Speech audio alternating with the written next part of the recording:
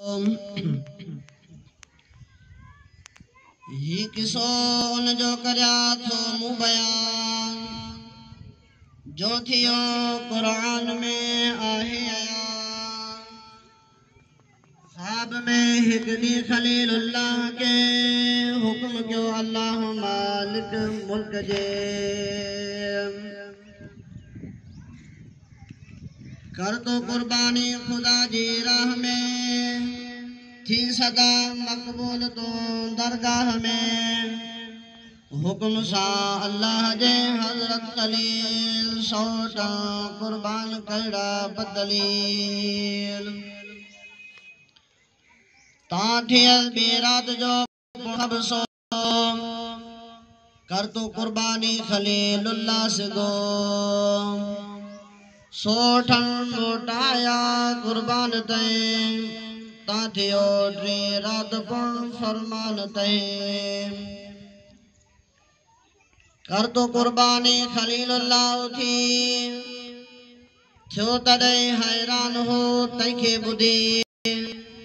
स्वार्द कई तॾे दरगाह में छा करया कुर्बान तुझे राह में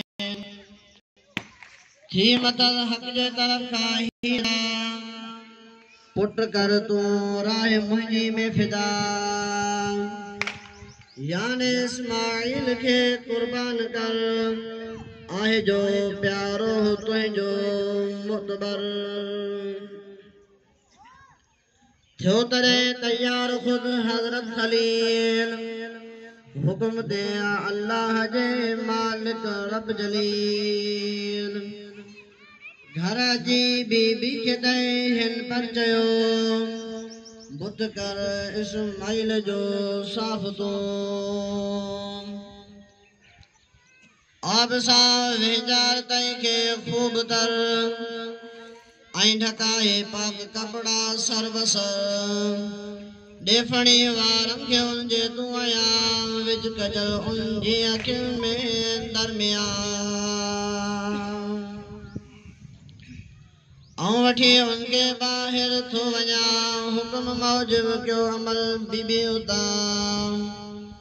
वियो खलीलुल्लाह वठी बाहिर बिसर हो सदल दिल बंद डाढो सुअपर राह में तैके चयाई अयबा आहे मूंखे अमर क्यों रब्बुल ओलाम कर सगो कुर्बान पंहिंजो पुट बिसर राह में मुंहिंजी सगो थी होशवर हुक्म मौला जो मूंखे आहे कबूल की न थे हरगिज़ इन्ही खां की मालूम राह में मौला जे कर कुर्बान मुँह कर सगो हरगिज़ न का देर तू